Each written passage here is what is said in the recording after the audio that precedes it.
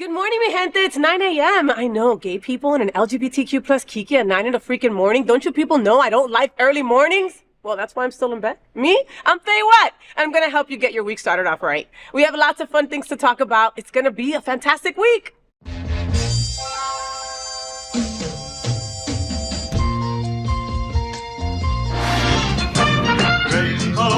Gay boys, hashtag that girl, sunbeams, drag queens, L-word, is that girl, the girl of all our dreams. She's everything that every girl should be. Aqua, South Beach, hashtag that girl, pride-filled, tea-dance, Wilton. Is that girl Latina, but she's universal too. If you find a girl to love, only one girl to love, then she'll be that girl too. That girl. Presented by Hotspots Magazine, Happening Out Television Network, the FayWhat Show's America's first LGBTQ plus morning show. And I'm broadcasting live and also available on demand on your favorite streaming channels. It's Monday, November 11th, 2024. And it's time to kiki about what's going on in the LGBTQ plus community. I got a sidekick in bed. You know who he is. You love him, you know him, and he's hot as hell. Our first segment is called Gay Boys Sleep Late. And this morning, I'm joined by my gay guy pal, Dr. Edward Summers. He's the executive director of Pridelines, Miami's LGBTQ Community Center. He served as primary therapist and program director at Eye Care Treatment Center in West Palm Beach. He was also the founder and CEO of the New York-based nonprofit, the Thinkubator. Good morning, Edward, and welcome back to my bed, boo. What's up, girl? What's going on? How you doing? Good, mama. What's up? How are Good. you? Why do you get like just prettier every time I see you? I try. Are you working out? I'm Always. back. Yeah. What did you do? Take like a week off of working out? No, I took the summer off because my son was here. Uh-huh. And so I took the summer off. I took it easy, but now I'm back at it. Okay. So. He says he took the summer off, okay? His kid is a little kid that he was running after. No, his two kids. He was running around after all of them. You didn't need to go to the gym after know, that. Right? After them, I know. They're crazy. I was just watching your son's reel. Oh my God. Oh my God, I know. He is such a personality. Make sure that you follow Edward Summers on all social media outlets. He always puts his son on his reels, and he is like a little mini you, Edward. He totally is. I don't know. It's just one day I woke up, I was like, who are you? And then my mother was like, he's you. He's you. He's you. But no, he totally is. He's such a great kid. I like love him, and my other kid I love. You know, they're both just like they're amazing. And they loved being down here in South Florida, right? Oh my God. Oh yeah. They loved it. They loved the summertime. They loved being around everyone, all of my colleagues, my friends. They just loved the weather. Yeah. It's not the love. They love the dogs. Yeah. So, I mean, it was a good time. We had a great summer. And so are they back in the Bronx now? They're back in the Bronx. I saw on TV that there was some fire or something going on in the Bronx today. I was like, what the hell? Oh, really? Oh. Yeah, you're like, no, it wasn't them. No, I'm like, was it your kid? They would have called, they would have FaceTime, they would have texted, they would have done everything. Because they call me like 20 times a day. Yeah. Because they miss it down here. No, they're back there, but they miss it down here. And we actually begun part 2 of our conversation of whether they're actually going to come down. Okay. And so they're like, we kind of don't like it up in New York anymore. We kind of want to be down here with you because it was great. Oh, yeah. So I'm like, all right, well, let's just talk about it. Let's see what that looks like. Yeah. But how does that look like when it comes to education? Okay. Like here we are in Florida where we don't teach Black History Month. We don't teach Black History, excuse me. Yeah. We don't teach LGBTQ history. Yeah. Does that affect you in deciding to bring your kids down here? That is a major part of it. Is the quality of education that they're getting in New York is so different. Mm-hmm. They're around so many different people, so many different cultures and backgrounds, learning a lot about a lot of different subjects. There's no banned books there. And so my concern is, as an educator as well, right, somebody who taught, is if I brought them down here, would they get the quality of education that they're receiving in New York? And would they be surrounded around a diversity and diverse conversations that they have or having now?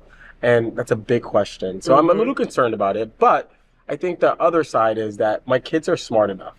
They're really intelligent. They're very inquisitive. They're very learned. They love reading. They would probably read all the banned books that we have at Pridelines, right? Because they love reading. Yes. So, you know, it's I don't know. It's a tough situation. Yeah. As a parent down in Florida.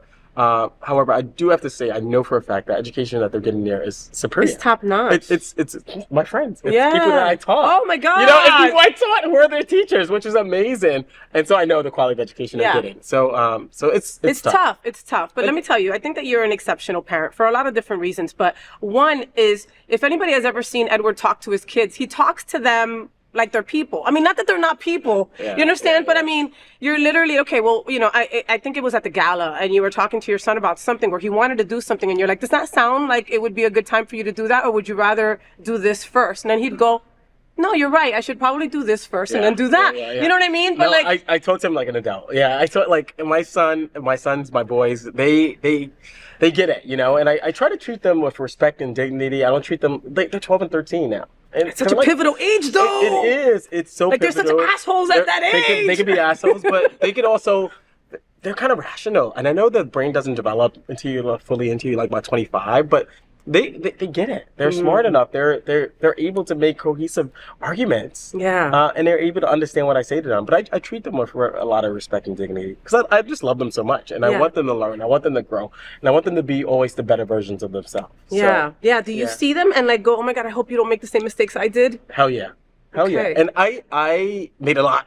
I still make a lot. We're human, right? We're human. But I think that makes us is making those errors. But you know, what I do is I talk to them about what I've done in my past. I am honest. Like, even for real honest? Like, for real honest. Wow. I'm honest. I am so honest with the boys. I think it's just important. Okay. It's so important to be honest and upfront, and I try not to be too vulgar, but I try to give them the real deal of what I've experienced in life, what I've done. I've told them about my sobriety. They know, you know. Yeah. My boys, you know, have commented. You know, they remember when they used to tell me that, oh, your favorite drink used to be grape juice.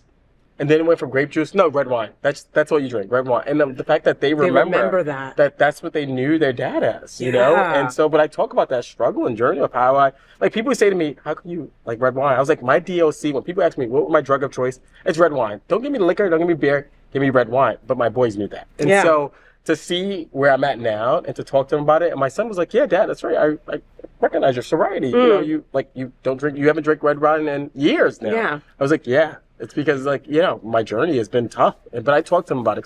Because, I don't want them to be where I was at. No, of course not. Of course not. But are you afraid of that first drink when he's 21? Or before then? I am afraid for both of them because it just runs in my family. Yeah, exactly. Like, listen, the Afro-Latino family from the Bronx, you know, people who sit in front of the building playing dominoes. Yep, drinking. Playing spades, drinking. Yep. Drinking, smoking weed. Yep. You know? And so that's what happens in our community.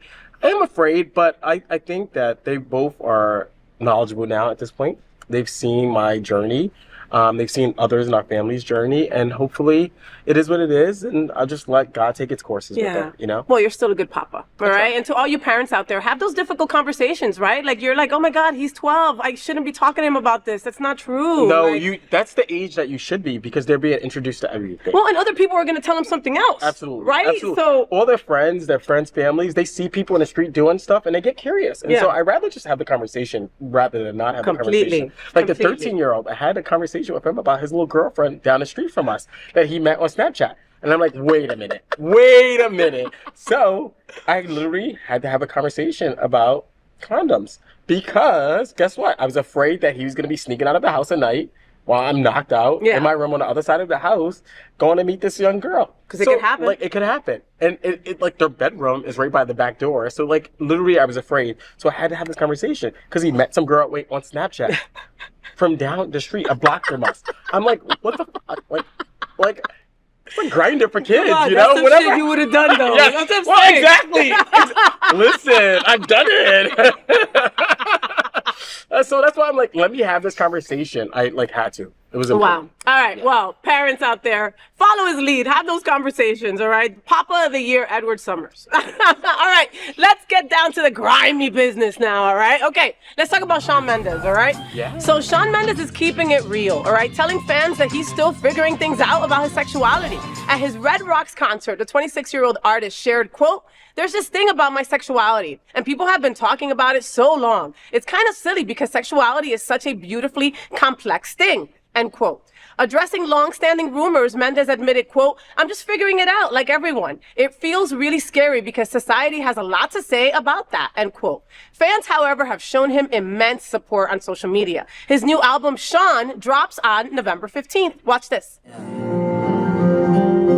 You know, since I was really young, there's just been this thing about my sexuality, and people have been talking about it for so long, and I think it's kind of silly because I think sexuality is such a beautifully complex thing, and it's so hard to just put into boxes. And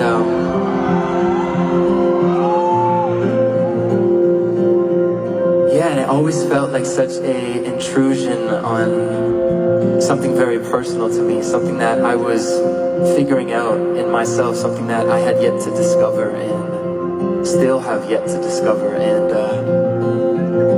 you know, writing this song felt really important to me because it felt like a moment where I could address it in a way that felt close to my heart. And yeah, I guess I'm just speaking freely now because I just want to be able to be closer to everyone and just kind of be in my truth. And you know, the real truth about my life and my sexuality is that, man, I'm just figuring it out like everyone, and I don't really know sometimes, and I know other times. And it feels really scary because we live in a society that has a lot to say about that. And I'm trying to be really brave and just allow myself to be a human and feel things. And yeah, that's all I really want to say about that for now. But Shawn Mendez is figuring out his sexuality, and you know what? That's okay. What are we all talking about? What did you think when you saw this video? First of all, he's gorgeous. So cute. Gorgeous human being. Yeah. I am so glad that he is vulnerable and opens up. We need more of that in society. Yeah. You know, there are so many people who just don't know, you know, and they're conflicted. One, because of what we're taught in society and what our family structure looks like and what it's presented as. And so many people are so conflicted. And so I'm glad that he's going through this period of trying to figure it out. Yeah, I think that our community wants to always put us in a box. Yeah. For a community that is always wanting to be seen, That's right? And a That's community that was LBT for a very long time, and then we started adding, you know, the letters and stuff. We still want, no, but which letter are you? We need to know which letter you are, you know? This kid, I think he's been performing since he was like 13, 14 years old, like around the age of your kid. And around that age, we were just talking about how you're figuring yourself out. You're you know what I mean? So he was thrown on stage as a kid. Yeah. He didn't get to be a kid. No, not a normal kid. No, right? Like he had a lifestyle of a pop star, right? So he's taking the time now to figure it out. And I think we should just give him that space to do it. And we don't have to throw him in a box. It's okay. It's okay if you like both. Like who gives a fuck, right? But the beautiful thing is that he's opened up about it. Some people, it would be the end of their career, right? Because of the society that we live in. But he had the courage, the bravery, the authenticity to do that. And oh my God, I get moved by people who do that and who have that courage. Well, it's amazing. And you know, we've got to think of, you know who I'm thinking about right now, Edward, was the young, gorgeous boy from One Direction. Who passed away. Oh, that's right. Oh my God. Yeah. Okay. You know, you're dealing with demons. You're dealing with society. You're dealing with being famous, right? And you're not taking care of your mental health at all. No. You know, and he's brave enough and vulnerable enough, you said, to on stage in front of 50,000 people say, I'm still figuring it out. Yeah, that's huge. Takes a lot of courage. Yeah, I mean, it's amazing. Yeah. It's amazing. And I'm so proud of him, and for him just to be in that stage, and like it's amazing. It's emotional too, Faye. You know, it like we were all there once. You know, we were all trying to figure it out. I mean, I knew, but then because of society pressures, because of my family pressure, I mean, coming from the family I come from and the neighborhood I came from, it wasn't okay. Yeah. And you know, to have somebody up there just willing to admit to the world gives me hope. Yeah. You know, for the future. Yeah. And so it's My hope is that, like if tomorrow he turned around and decided that he was going to be heterosexual, I would hope that our community wouldn't give him backlash for it. You know what I mean? Because we're great when you're part of us. That's and right. even But then when you're not, bye. then we're like, peace, bitch. We never wanted you anyway. You know what I mean? Yeah. Like, give him his space to allow him to be him and figure out what that sexuality looks like, feels like. That's right. That's right. We should not reject him. First of all, he is one of us, right? Plain and simple, the fact that he's at this point where he's trying to figure it out. Because, in society, we used to have people who are staunchly, no, I'm straight, I like the poon, that's it, But, like, he's literally trying to figure it out means that, like, he is one of us. He is our community. And he may have had or may have feelings for the same, and may have for both, right? So we have to give him that space. We have to embrace him. We have to accept him for who he is. And society, we're so fluid. This generation's so fluid. Mm-hmm. I look at my nieces and nephews who are 18, 19, and the conversations that they're just so fluid. Yeah. It's so different. Yeah. And it's so normal to them. And it's normal, don't get me wrong, but I'm saying, like, when we grew up, it wasn't like that. No. It's very like a matter of fact kind of like, they're pan. And? No, it's the cavalierness. I just learned what pan was like 3 years ago. I mean, How it just rolls off their tongue. I'm just like, my niece Tajay, just, oh yeah, she's pan. And she keeps, I'm like, wait a minute, she's what? Like, I'm like, wait a minute, let's take a step back. Are you sure? Are you sure? Like, what's happening? She's like, yeah, like, what's the big deal? I even have a niece that's non-binary, or a person, a relative of my family who's non-binary, but it's like nothing to young kids. For the adults, my age, 40 plus, it's like a hard time. They're like, they keep, again, I just made the slip up my bad, but like oftentimes my relatives make the slip up about she, and then we're always like, no, it's they, them, right? Yes. So this is just society has evolved so much, we've progressed. And that's a beautiful thing, especially when we think about how much we're targeted, like we're filming this show today, and today's November 4th. All right, we're filming this show for November 11th, right? And we don't know how the election is going to go tomorrow. Right. We don't know if we'll know anything by the end of the week, you know. But this is the world that we're in. This is it. Yeah. It's scary. It's crazy. But this is beautiful, right? But it is beautiful. This is beautiful. It could be as scary, as crazy as having Trump as president, but as beautiful as seeing people evolve. And I just think about so many celebrities who, Ricky Martin. Mm-hmm. Take him, for example. We'll take him anywhere. Heck yeah. I love Ricky.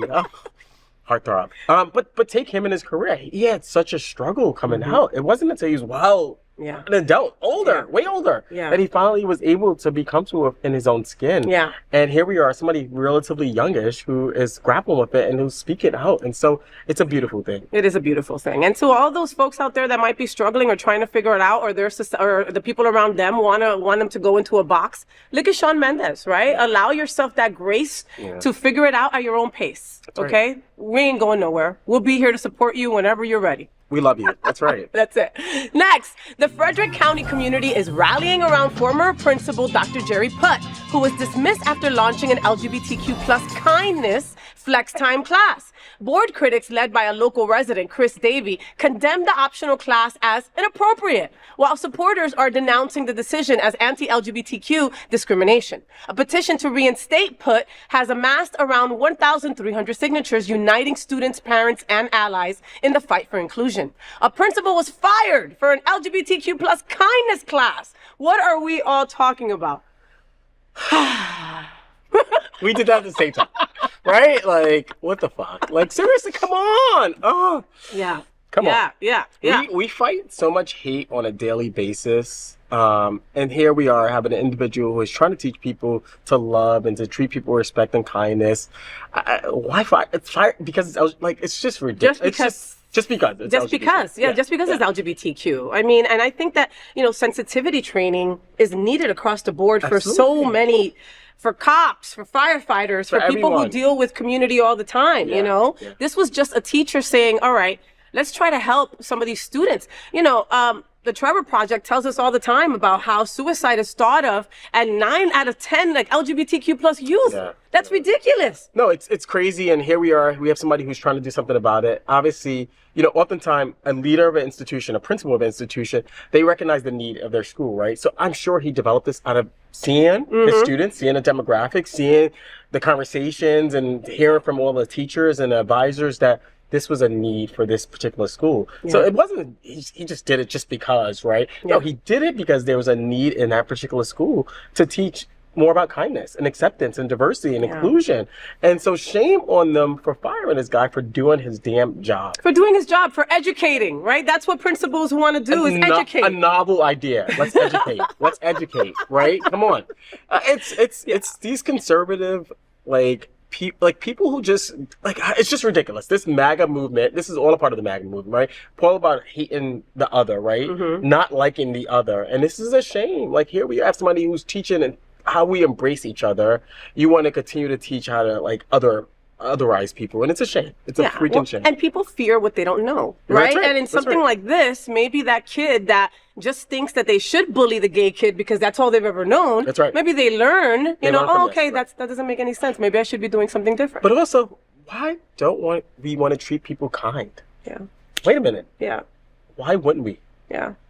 Yeah. You want to be treated kind. I want to be treated why wouldn't we? Yeah. Like who's gonna say, oh no, I don't want to be treated kind. No, because I don't like that shit. Wait. Should the course have been white kindness or something like that? Like, seriously, should we take the LGBTQ out? How to treat white people? I don't know, but who rejects kindness? And that goes to tell you who these people are, right? And I bet you if that extracurricular class was called "How to Be Nice to White People," it probably wouldn't have been flagged, Edward. People would have been posting it. Oh my God, yes, we need to be treated with respect and dignity. We gotta be nicer to white people. They're having it tough these days. Oh my God. Oh.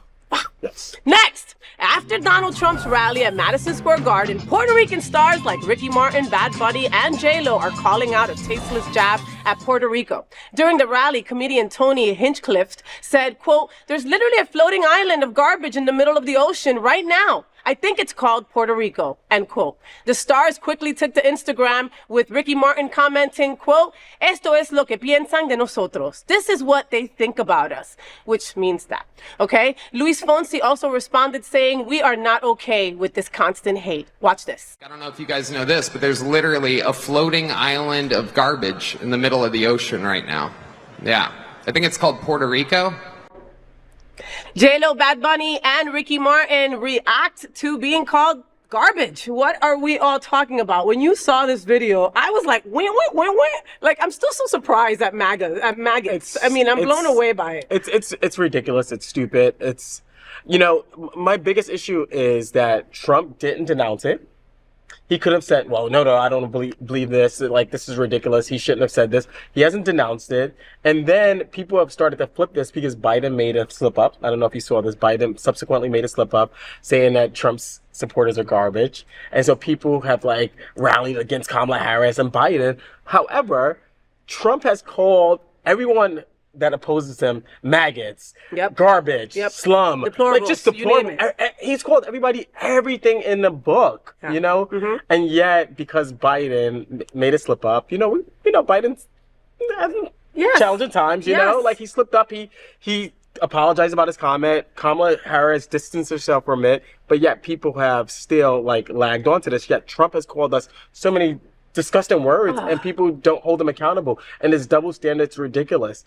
It's such a double standard. He even said the other day about Liz Cheney about how basically rifles should be pointed at her. How do you say something like that and not be arrested? Even worse, he said something about folks like you in the media, people who are media folks, right? He was at a rally yesterday, and he said, wait a minute, there's a glass case in here. There's not a glass case in here. The media's right there. I'd be okay if they shot the media before me. Literally, egging people on to do bad things towards people. But, I think the other issue that I have here is for the Puerto Ricans who still support these folks. Yeah. These folks don't give a shit about you. They don't. They don't care a damn about black and brown people. No. I hate to say it. No. Or LGBTQ people, right? They don't care about us. No. They just care about preserving their whiteness. They care about preserving, society the way it was and not the way it's evolving. Yeah. And I really, to the bottom of my heart, I think this time hopefully is different. It feels like 2008, even more hyper than 2008. And I'm really hoping that, that this election, things change and that we have our first woman president. Oh my God, I should feel your lips. Which, I know this is about the garbage, but we haven't even really talked about, I know some of us have talked about the significance of it. Her campaign hasn't focused on the significance of if she does win, the first woman. Wow. Yeah. That's monumentous. I remember how 2008 was, right? It was big for me having the first black president. Yes.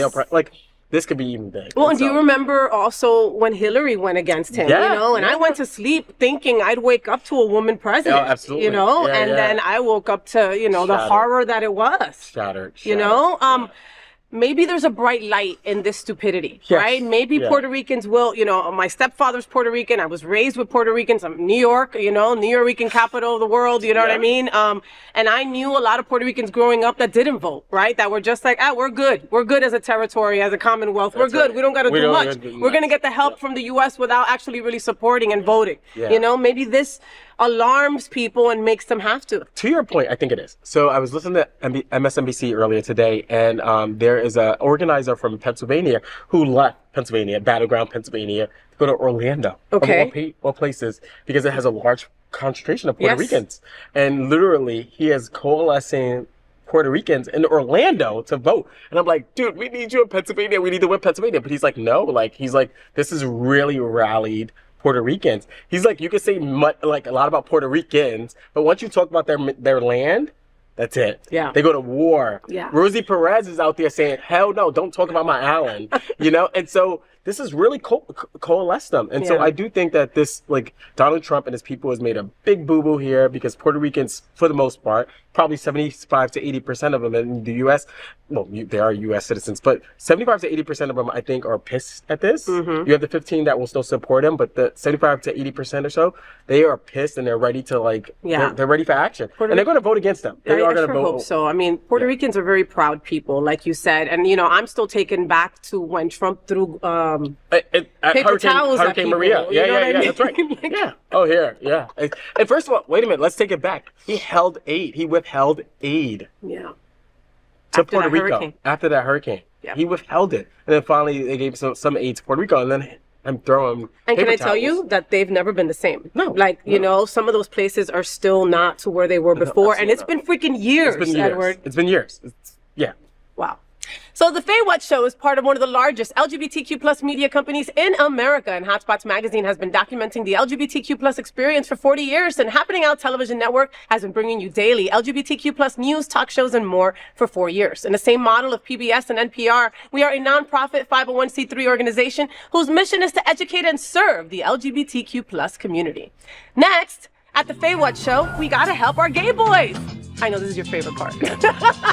In our segment called Dear FayWhat, I provide my expert lesbian knowledge and my vast experience as a living, breathing gay boy in a lesbian's body to help my fellow gay boys. This week, Old But Not Old sent us an email, all right? Dear FayWhat and Hot Boy in Bed. On a recent Friday night out in South Beach, I enjoyed a hookup with a really attractive 24-year-old guy. We had a great time, fun, sex, and really hit it off. However, I am more than twice this young man's age. The next day, he asked me out on a proper date. My concern is that I'm old enough to be his father. His only concern, however, is that I'm not old enough, as he mostly dates daddies in their 60s and 70s. What should I do? Signed old, but not that old. What the hell? Wait a minute. So let me understand this. So he met a 24-year-old boy, and he's probably like in his 50s, and the guy is used to dating daddies like older. 60s. Oh my God. Yeah. Have you ever encountered that? Like, is that a thing? Like, It is a thing. Hey, there are these very mature 20-something-year-olds Okay. who don't want to date 20-something-year-olds or even 30-something-year-olds. They rather date 40 plus. okay. I've experienced that. I'm in my 40s. I've experienced like a 20-something-year-old wanting to have a relationship with me because he just felt like they were like people his own age were not mature enough. So there are this group of people, and surprisingly, I've found one person. We're not together, but I interacted with one person in their 20s who I was like, wow, you're really mature. You're an old soul. You're an old soul. You get it. Very responsible, hardworking, but just like somebody who just was not connected to people around his age, and was very intellectual, was very smart, knew a lot about the world, was very insightful in his own self. And so there are these young people who just don't feel connected to people their own age and Yeah. just want to date older. So old guy, I just say, go, just live your life, you know, as long as he's 24, you know. I mean, he's old enough. He's old enough. Right? I mean, here's the thing, like, dating is hard, especially down here in South Florida, especially for gay boys, right? So if you found somebody that you hooked up with and you have good conversation, why let it go? I mean, even if there's a difference in age. Age is just a number. Like, I've dated people around my age who I'm just like, holy crap, all you want to do is sit and party and not do anything with your life, you know? Mm-hmm. So if there's a lot in common that these two individuals have and they're connected and things are working, go for it. You know, don't let the age stop you. Yeah, because life is short. I mean, I get it. If he's a 24-year-old that's in college and wants you to pay his tuition and start taking care of him, like, financially, and you're not there and you're not for that, different story. But if it's like heart likes heart and the sex was good, who cares? Go for it. Right? Yeah, go for it. Go for it. Old but not that old. Yeah. I'm just saying, or just, I don't know. Don't stop painting in the beard. Let the white show. Maybe that. But also, to your point, Faye, it's hard to date here, especially depending on where you're at in your life. If you're not in a certain scene, it's really hard to find somebody that you really connect with. So don't let something like this pass you by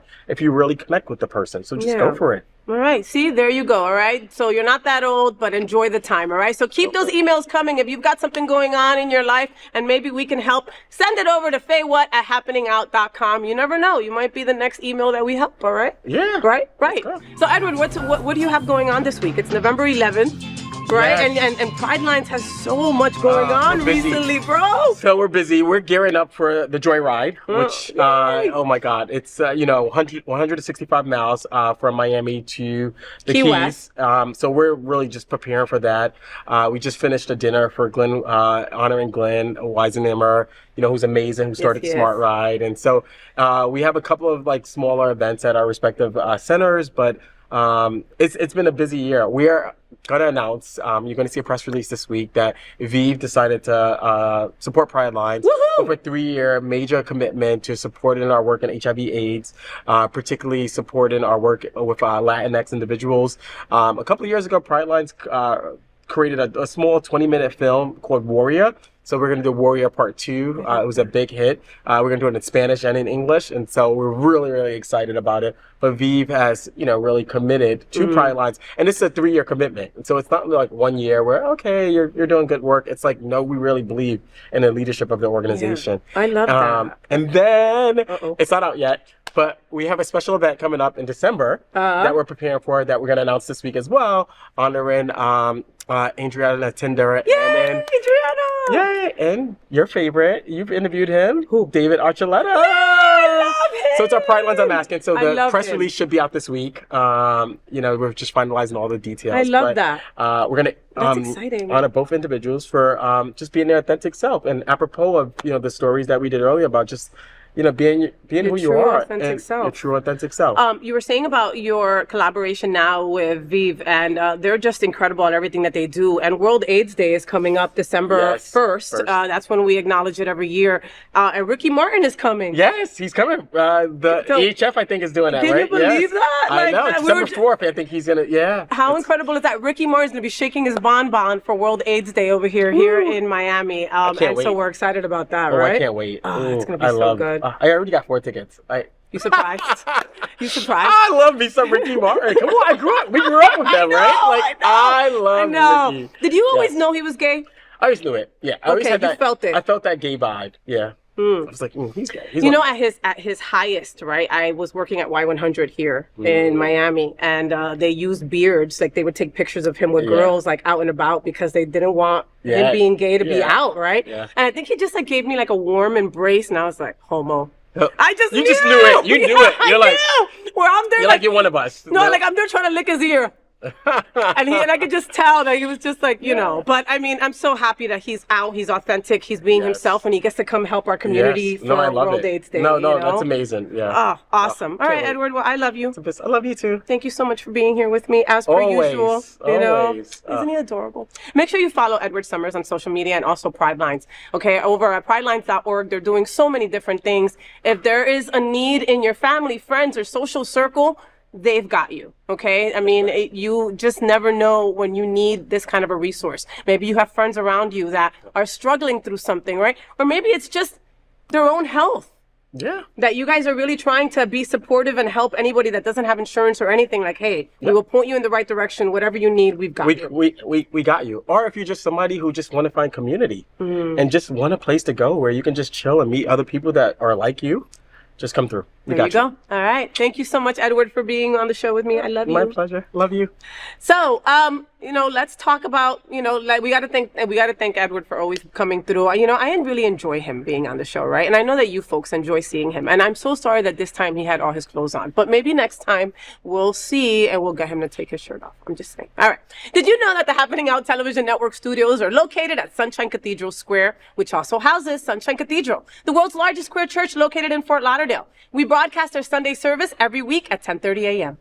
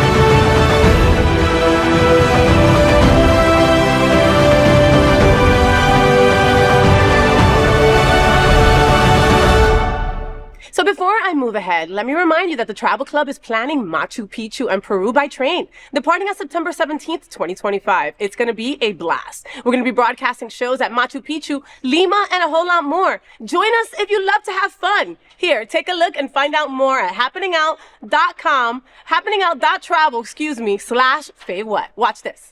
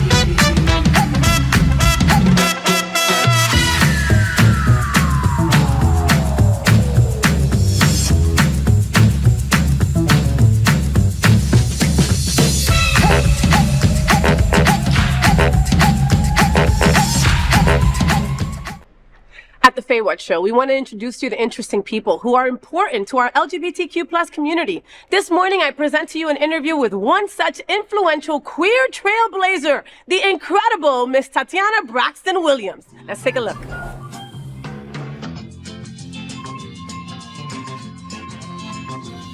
Transinclusive group advocates to protect and defend equality for all transgender and LGBTQ plus individuals. And today we have Tatiana Braxton Williams, the executive director of Transinclusive Group, with us. Welcome to FayWhat's Bad, T. How are you? I am great. I am feeling amazing today. I am great coming off a little travel, but I'm great. Oh, I'm so Feeling happy good. to have you here. Thank you so much. I can't believe this is the first time. Is this the first time you've been in bed with a lesbian? Yes, it is the first time I've been in bed with a lesbian. We're getting down to the nitty gritty right off the bat. So let me ask you something real quick, T. Tatiana Braxton Williams, okay? Are you in witness protection? Did you marry a prince that was named Prince Braxton and then you guys got divorced and you kept the name? Like, tell me the hyphen and which one should we address you by always? So, Tatiana Braxton is my stage name. Okay. And many people don't know that I come from stage. I've won a lot Pageantry, baby. Pageantry, yes. I've won Miss Black America, Miss Black Universe.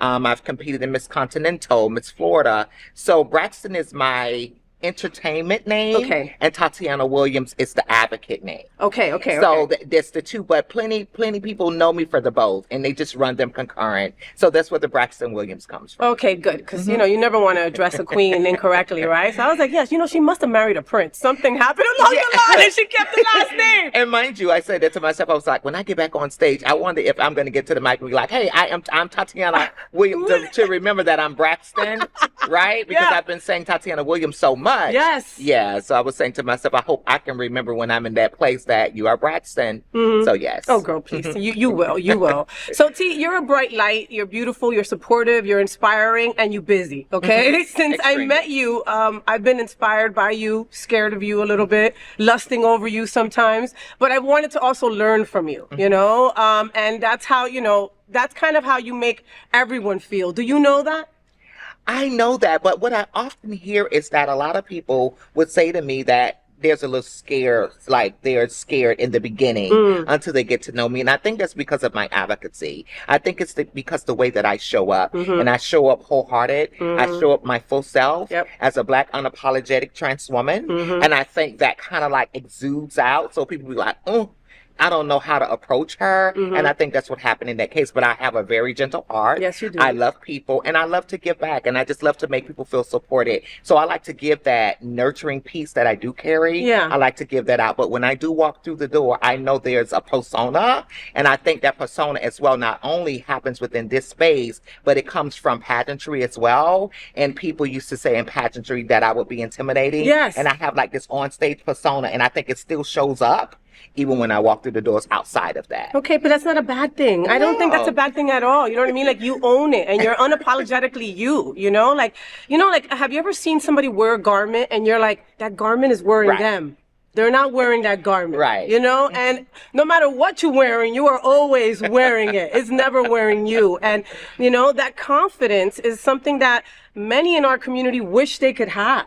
You know, like, have you always been that way? I have. Many don't know that I also have a background in fashion design. So I actually dress people as well. That's men, that's women, that's trans women, that's anyone. So for me, when it comes to fashion, I'm always looking. So with me, I critique myself. I pay attention to myself. I know if that works for me, if that fits my personality, and I can also see that in others, right? Yeah. So it's just, I have so many components to me. And I was at a convening in Arizona over the weekend, and they was asking a question like, how did you land in advocacy work? How did you land here? And for me, I always thought I would be owning a boutique. That's where I thought like my life was going to be in the boutique, gowns, all of that stuff. But through this work, it catapulted me, got me in a place, and I landed up in advocacy work, and I love it. You know, you just never know like where work would lead you. You just never know where the universe have you and have what's designed for you. Yeah. And that's how I got here. Well, that's incredible to know your purpose, right? Like, to fall into it. I'm a firm believer that there are no coincidences. Right. T, you know what I mean? Like, if you have your third eye open and you're open to the possibilities, you're going to land where the universe needs you. Right. I can't imagine anybody else doing the type of advocacy that you do. And yes, others do it, but not how you do it. It's like you wrote the book as to how to do shit and not, because nobody, I think of this shirt that I have, right? That says, it's like, pray with me, but don't play with me. Please. That's exactly how I feel. That's exactly how I feel. And I think for me is that when it comes to me being understood, I don't want you to misunderstand who I am as a person. I want you to understand how we feel as a community. And when it comes to the trans community and also the LGBT community, there's a lot of misconceptions. And so for me, I want to be clear. I want you to understand, but I am not nothing to play with. No. And that, but I'm also that person that I can have fun. But when it's time to take care of business, taking care of business. And I say when I started at a support group here in Broward County, because I started in Miami-Dade, and people don't know that, but I think I was a little too big for Miami-Dade, right? Yeah. And I ended up in Broward County, and when I got there, they was in the time of transitioning from cis individuals. There was a cis woman, a cis white woman to be exact, that was overseeing a transgender advisory group. Okay. And I think they was in that place of like, no, we can't have a cis woman overseeing the advisory group for transgender individuals. They had a vote, took a vote of us in the room, and they was like, oh, we want her to speak for us. And I'm like, holy shit. They want me. Yeah, and I'm like, I didn't come to do that. And they was like, would you accept? And I was like, I would, and it started from there, and I started working with the health department, and things just moved. It wasn't a plan. It just happened. It wasn't planned. You know, as a lesbian, I'm very well aware that you know how this feels. There's a lot of tables that I sit at that I'm the only woman there, that I'm the only woman of color there, right? And as a Latina lesbian, you know, and have such close friends that are trans, for me, it's like if I'm at this table and trans is not represented and I'm not represented, I don't want to be at that table. Right. You know, or I'm asking, where's the tea? You know, how do we get that kind of alarm whistle out to people? Like, why aren't more people feeling how I feel? I think that there's some intentionality comes with that. Okay. And I think that a lot of people, when it comes to this work, they're still in that space of not unlearning certain behaviors, right? And people go along, and sometimes go along to get along. Some people go what they feel comfortable with, right? Yeah. And having trans folk to the table, you're talking about a marginalized community that has been marginalized for years. Yeah. And in that comes with a certain conviction, that comes with conversation that you have to face. And I think some people don't want to face those conversations, don't want to have those uncomfortable conversations in those moments. So it's comfortable for them to keep the table the way that it is, and that way they don't have to address these things. But we have to, because this is what I like to say, we create events and we talk about social justice as if it's an initiative. Yeah. But this is a practice, this is a lifestyle, this is dismantling a system. And I think people have to understand, in order to do that, there's intentionality that comes from that. Yeah. And you have to make sure that you are including, and not just for your benefit, for the sake of the betterment of the entire community. Wow. And that, you know, and that sticks with me, is the unlearning of it all. The unlearning. Like, just because you feel and you've heard this shit for years and years doesn't make it true. Right. You know, and it's crazy how that is. Let's talk about Tidor, right? So we're recording this show for Tidor, and it's actually November 4th right now, even though you folks are seeing this show on November 11th. And tomorrow is election day. T, if you had a crystal ball, what do you see happening this week?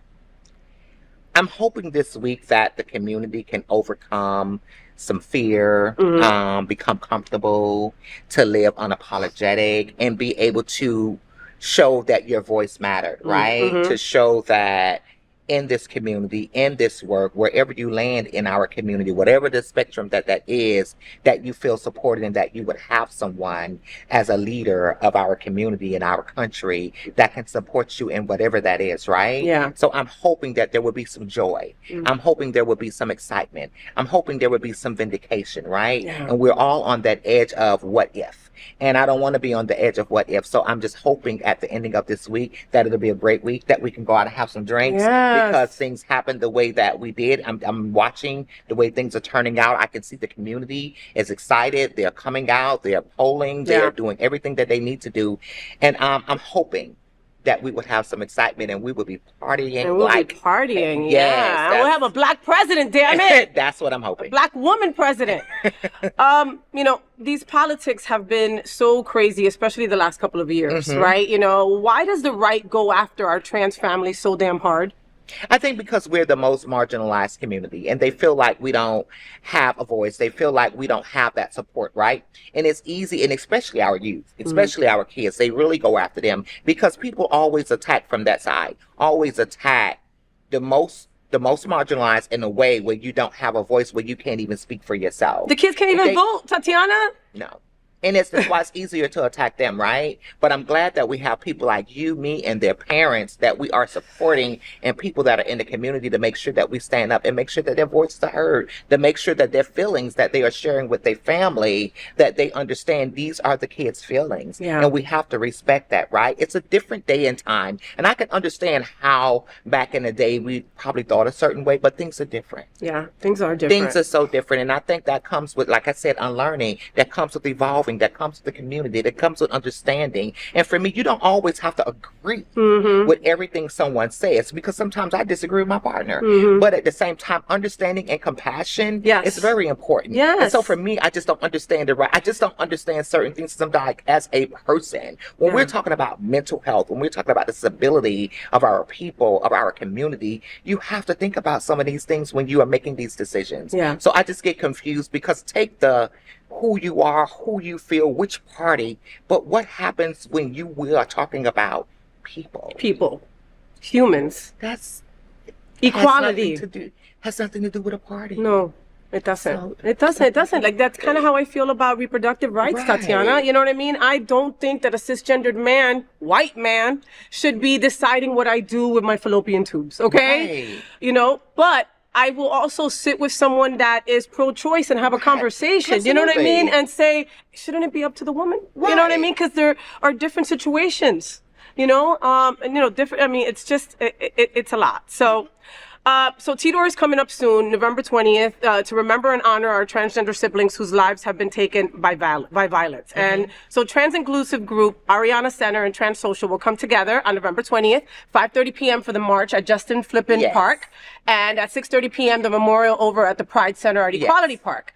So we start at the park no matter what, the weather, we started- anything, because we've done it in the rain. Right. We're gonna keep it moving. The rain has really stopped us in the past. We're gonna keep it moving. We got some jackets. We got everything that we need to make sure people are safe. So we're just gonna walk to the Pride Center. So we have raincoats if you need them. Well, I was gonna say, this is South Florida, right? Like, listen, this is a keratin, bitch, okay? Ain't nobody want to get their hair wet like me. Nobody. But that's why I got a poncho in my car. I got an umbrella in every purse. I even got like these little mini ones from Temu. They're like $3, okay? But they Really? come in handy. They're this small. They fit in any purse. Liz, I keep an umbrella. Right? Me personally.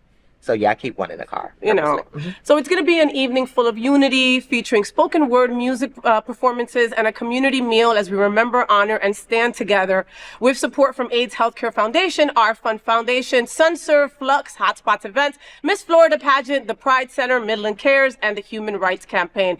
Why is this so important this year? I think it's very important. It's important every year, first of all. I'm sorry. This year it's very, very important, and I'm hoping to have a Black woman as president, as you mentioned, this year. But it's important to acknowledge that where we're moving in a community, we oftentimes talk about diversity, inclusion, belonging, and all of those things. And I think as we move and as we evolve in a community, that we start to make sure that the visibility of our trans community, the understanding of what's happening in our community, and ensuring that our community is safe. Yeah. You know, we have town halls as well that promote safety, but just making sure that our siblings are safe in whatever that looks like, even when it comes to intimate partner violence. So understanding about Trans Day of Remembrance and understanding like why we do this, because and some people want to say we're moving in a way of resilience as well, right? And I think resilience is also important because we have some amazing people that help in the work that we do, amazing people that, you know, they are working in politics and doing all of those things, working behind the scenes to make sure that our community member is safe. But it's important this year to make sure that people show up, to show that you are standing in solidarity with not just the community, but ensuring that we are safe as a community. Yes, ma'am. Yes, ma'am. So International Transgender Day of Visibility is in March. Okay. What do you want to say about this day? I mean, there's some people get it confused, and it's completely different. In March, we are celebrating your resilience. We're celebrating. Period. Right. So in March, it's about the visibility. It's about like showing trailblazers. It's more remembrance. It's more of, I don't want to say sad, because I think we have to move from always being sad, especially in the climate that we're in. But it's more of a remembrance in November, but that resilience that happens in March is important. It's just showing all of the things that we have accomplished as a community, highlighting, exciting, like, you know, you have events that feature the beauty, that feature the talent. That's what's important. And that's what happens in that visibility, and making sure that we are visible, not about just the community supporting us, but us being visible within the community is what's important when it comes to March and Trans Day of Visibility. For sure. And that was, and speaking of the Trans Day, you had the event with Nick Harris, or you're having the event with Nick Harris as well, right? And you've also had that for a couple of years, the town hall. It's the town hall is to highlight, when it comes to the trans community, there's a lot of things that happen in our community when it comes to healthcare, when it comes to social justice, when it comes to a lot of things. So what we try to do is bring community members in so you can hear the voices of community. A trans woman like myself, 50 plus years old, I don't have the voice.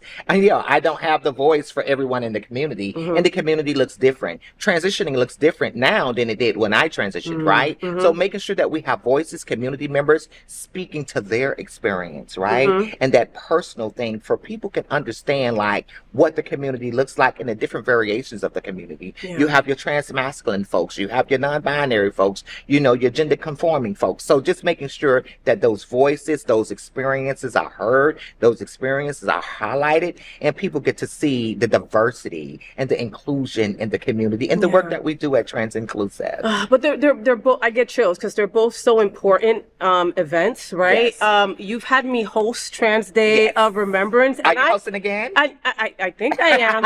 But I gotta tell you, I'm still blown away that you let me host that. You know, and I still like, and again, this, if I'm allowed to do it in March, this will be the third year that I will be assisting, hosting, and my mind still is blown when I'm asked to do it, because I'm aware that of the luxury that I have being a passing white colored Latina lesbian. You know what I mean? So why me? I think you, because of the personality, and you are a very supportive ally, right? And you leading by example, showing your allyship, showing that you are in full support, and you're not only just here for that particular hosting, you are behind the community 110%, 365 days. There's a difference, right? Some people show up and just be like, okay, they want an opportunity, but you show up when people are not looking. So that's what's important to us, and seeing that you're showing up when people are not looking, and you understand the community, and understanding community, and understand what we are trying to do, understanding the end goal, that is very important. So to have you host, we're just as excited about you hosting as you are excited to host. Thank you. And I appreciate that. Thank you so much. So let's jump off of this for a little bit. You've got to go to Tidor, okay? Make sure that you follow Transinclusive Group and get all the information on there and meet us there. So you were so deservingly presented with a crown at Miss Florida FI last year, right? And how was that? Did you know that was going to happen? No, I did not. I had no idea that was going to happen, but I'm excited that it did, because as I mentioned earlier about my pageantry background, and the fact that happened, the fact that Miss Florida, funny, I was having a conversation about that today. The fact that Miss Florida recognized and honored me for the work that I do in the community, and just being a part of that entity was very, very important to me. I was excited. I was surprised. I was all of those things, because Miss Florida was a pageant that I grew up watching. You know, I grew up from the very beginning, early on in transition, watching these women compete for that title. So to be recognized at this stage in my life was very rewarding to me. Well, it was so beautiful, because I got to see it firsthand. I was standing right there, and I was like, damn, Tatiana can act, or she has no idea that this was about to happen. Because it was like, and then then you so gracefully did it all. And it was just, it was a beautiful moment to watch. And, I hear from people that Miss Florida FI raised them, taught them discipline, taught them, when people think of pageantry, they think of throwing the pearls and messing up the next contestant, but there is camaraderie in it. There is lessons to be learned. Absolutely. And I think with pageantry, it also helped me with my articulation, being on stage, having those conversations. And I think I never would have thought that me being a pageant person coming into advocacy that I would have been able to use a skill that came from that. And I have, because a lot of this came with it. In the interviews, you know, the on-stage speaking, all of those things helped me in that career, but it also contributes in this space as well. Yeah, you do a lot of public speaking when it comes to Transinclusive. So of course, so then like, so you tap into that. Right, absolutely. Right? Like the way you stand, the way you look at people, the way you address the question. You know, you're always you're meticulous in your answers, and that comes from there. I love that. Tatiana, will you run for office someday? I've been asked that. I don't know. I don't know. I don't know. I don't. Okay. I didn't. You didn't say no. I'm just saying. I did not say no. I didn't plan to be an executive director of an organization either. So, and it happened. Yeah. So I don't know. You just never know what the future may bring. Okay. You just never know. Even like when I was approached, I've asked people and sitting on the board of directors for the Human Rights Campaign, that never was my vision when I came into advocacy or volunteering with the Human Rights Campaign. I was just like, I'm here to do the work. Yeah. And when it came to me, I'm like, that wasn't the goal for me. And, you know, for you to knock on the door and be like, hey, this is where we want you. I'm like, okay. But how can just you say no? Right. And just know what you're getting yourself into. Yes. Because I don't care who's at the table. I'm going to hold you accountable. Yes. And I don't care how uncomfortable that gets. Yes. Yeah. Yes. But see, but those uncomfortable, we need to have those uncomfortable conversations, Absolutely. Tatiana. And that's the thing, okay? So when people come to me, and I don't know why you come to me, let's start there. What can I do for the trans community? Why are you asking me? Go find a trans person and ask them. And the reality is that the first answer out their mouth might not be what you want to hear. Right. And that's got to be okay too, right? Right. We have to unlearn some things. And that takes a lot of work in that. So, and I always say, when I tell my trans siblings, when you're invited to a space, it's okay if you're thinking, because sometimes I sit in spaces and think things and don't say them, but your voice is there for a reason. You're sitting at that table because they want your voice. Use it. Use it. Say something. I love your postings. Like, I live for some of the stuff you put, because it's like, you know, it's like putting people in their place without putting people in their place, right? Like, if you know, then you know, right? And if you don't, then you don't. But one of your last posts was a couple of days ago. Oh, not one of your last posts. One of the posts that I saw that I wanted to take a screenshot and ask you about was you posted a picture of you during pageant time years ago. And then you put, there will always be someone who doubts you. Just make sure that person is not you. I feel that with every fiber in my being. And what I do know in a lot of spaces that we find ourselves in, and I'm not going to even say it too specific to the trans community, but as people, you'll find yourself in spaces where people do doubt you. But as long as that you believe in yourself, you can get and go anywhere that you want to. And I know in this time and space, there's a lot of people that follow me in pageantry, and there's going to always be whispers where you are doubting yourself. And I want to make sure in order for you to capture that goal, in order for you to get across the finish line, you have to have faith within yourself. You have to. You have to believe in yourself regardless of what anyone else says. Because that little voice that's telling you you're not enough, right? And the shit is that voice is in your own voice. So how do you not listen to it? But that voice can also tell you you're the shit. Yeah. You walk in there and you take over that room. You bring that energy. Exactly. That's that. Tatiana just feels you. You feel it? You feel it? Maybe you become a preacher. You ever thought about becoming a preacher? No. No, okay. See? I'm just saying. Have hood. That's me. Have that hood, was have strong. God. You got the strong note from that one, right? The other one was like, this was like, no. No, I didn't. Oh. All right, so we have a game here at the FayWhat Show that, you know, it just helps our viewers get to know more about our favorite people, all right? It's a speed round, and we call it Say What with FayWhat, all right? So I'm just going to give you two options, and then you just answer real quick. You ready? All right. Ham or turkey? Ham. Michael B. Jordan or Michael Jordan? Michael Jordan. Beyonce concert or singing Beyonce in your car? Beyonce concert. Oprah or Deepak Chopra? Oprah. Bingo or cornhole? Bingo. iPhone or Android? iPhone. Pack light or overpack for a trip? I'm an overpack Me always. too! Ball gown or sweats? Ball gown. Arrive early to the party or fashionably late? Fashionably late. Pizza or Chinese? Chinese. Shopping in store or online? In store. Cake or pie? Cake. Lady Gaga or Dua Lipa? Lady Gaga. Dateline or Abbott Elementary? Dateline. Ooh, I go to sleep with that. Isn't that weird? Like they're murdering and I'm like, Yes, Dateline. pasta or rice? Pasta. Dogs or cats? Cats. French fries or tater tots? French fries. Hugging hello or shaking hands? Hugging hello. Peanut butter and jelly or grilled cheese sandwich? That was a hard one. Grilled cheese. Look into that camera, Tatiana, and say, Faye, what? Faye, what? Thank you so much, Tatiana, for being on the FayWhat show and being in bed with me. Thank you for taking the time. I adore this woman. Make sure that you follow Transinclusive Group for everything that they're doing. They're having so many incredible events, and I expect to see you guys all at T-Door. All right, we're starting at Justin Flippin Park, and we're going to walk on over to Equality Park, all starting at 5:30. Get all the information online, and we will see you November 20th at 5:30, okay? All right. Thank you so much, Tatiana. Thank you. We'll be right back. So that's it. That's the FayWhat show. I hope that you had fun. Thank you so much to Edward Summers and Tatiana Braxton for joining me in bed. Folks, I'm really passionate about trying to connect the L and the G in our LGBTQ plus community. I gotta tell you that sometimes it's hard for us girls. But if we believe we are one strong community, then we must support all the letters of our LGBT and Q plus. We open every show with a nod to Mary Tyler Moore and That Girl's Marlo Thomas. This show is dedicated to a strong LGBTQ plus community. I just encourage you to be a little bit kinder, a little bit funnier, and embrace our tremendous diversity. Honestly, it's what makes us so damn strong. Until then, make sure you follow me on all social media outlets, Facebook, IG, TikTok, YouTube. Follow FayWhat. And since you're always on the go, you can listen to the FayWhat show wherever you listen to your podcasts. Just search the FayWhat show.